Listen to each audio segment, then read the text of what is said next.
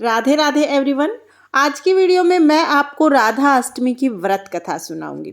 व्रत कथा सुनने के लिए हम एक लोटा जल ले लेंगे और अपने हाथ में हम कुछ फूल ले लेंगे। फूल या चावल लेकर आप कथा सुने, खाली हाथ कथा नहीं सुनते हैं। तो चलिए कथा शुरू करते हैं। भाद्रपद माह के शुक्ल पक्ष की अष्टमी तिथि का दिन था। महाराजा वृषभानु यमुना नदी में स्नान करने के लिए गए हुए थे। स्नान किया, उसके बाद सूर्य देवता को अर्घ दिया और फिर महाराजा वहीं पर प्रकृति के दृश्यों का आनंद लेने लगे। जैसे ही वो यमुना तट पर घूम रहे थे, उन्होंने देखा कि एक बहुत ही सुंदर सा कमल का फूल तैरता हुआ आ रहा है। महाराजा वृषभानु उस कमल के फूल के पास चले गए और जैसे ही उन्होंने कमल के फूल की तरफ देखा तो वो आश्चर्यचकित रह गए, क्योंकि कमल के फूल की पंखुड़ियों के बीच में एक बहुत ही सुंदर लक्ष्मी स्वरूपा नवजात बालिका थी।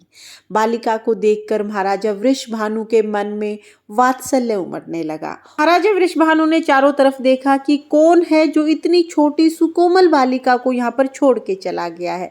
कोई दिखाई नहीं दिया। अब महाराजा वृषभानु भी इस बालिका को अपने से अलग नहीं करना चाहते थे, क्योंकि उनके मन में पिता का प्रेम उमड़ने लगा था। अभी महाराजा सोच विचार के जाल में उलझे ही हुए थे कि इतनी देर में ब्रह्मा जी प्रकट हुए।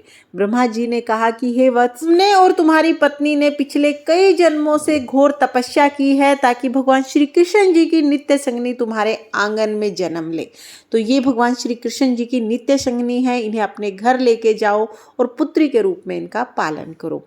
ये सुनकर वृषभानु महाराज बहुत ज़्यादा प्रसन्न हुए। बेटी को गोद में उठाया और घर लेके आ गए। आकर जैसे ही उन्होंने अपनी पत्नी की गोदी में बालिका को दिया, उनकी पत्नी की आंखों से ममतामयी आंसू बहने लगे। महाराजा वृषभानु की पत्नी केतकिया माँ बन चुकी थी। इतनी सुंदर सुकोमल लक्ष्मी स्वरूपा बालिका को पाकर अत्यंत प्रसन्न थी। बालिका इतनी सुंदर थी कि उनकी सुंदरता के चर्चे चारों तरफ होने लगे। कुछ ही दिनों बाद बालिका का नामकरण किया गया। लक्ष्मी स्वरूपा बालिका का नाम रखा गया राधा।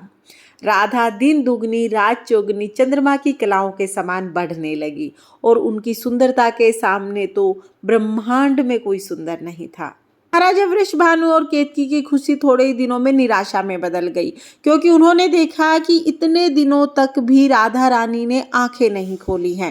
राधा जी ने ना तो आंखें खोली थी, ना वो रोई और ना ही उनके चेहरे पर कोई भाव आए। राजा वृषभानु और उनकी पत्नी डर गए कि कहीं उनकी पुत्री नेत्रहीन तो नहीं है। बाद में जब महसूस किया कि उसके कोई भाव भी नहीं आते हैं, तो उन्हें लगा कि कहीं इसकी श्रवण शक्ति भी क्षीण तो नहीं है। अभी इसी चिंता में दोनों पति पत्नी दिन रात भूले जा रहे थे। उनकी इस चिंता को देखकर नारद मुनि प्रकट हुए और नारद मुनि ने उन्हें बताया, आप अपनी बेटी के जन्म दिवस पर उत्सव का आयोजन कीजिए। गोकुल से नंद को सह परिवार बुलाइए।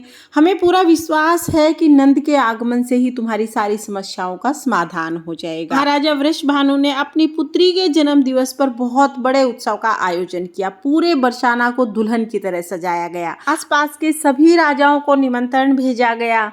महाराजा वृषभानु ने स्वयं जाकर गोकुल जाकर नंद बाबा को निमंत्रण दिया और सपरिवार आने के लिए कहा। नंद बाबा और यशोदा मैया अपने छोटे से पुत्र कृष्ण के साथ बरसाना चले गए।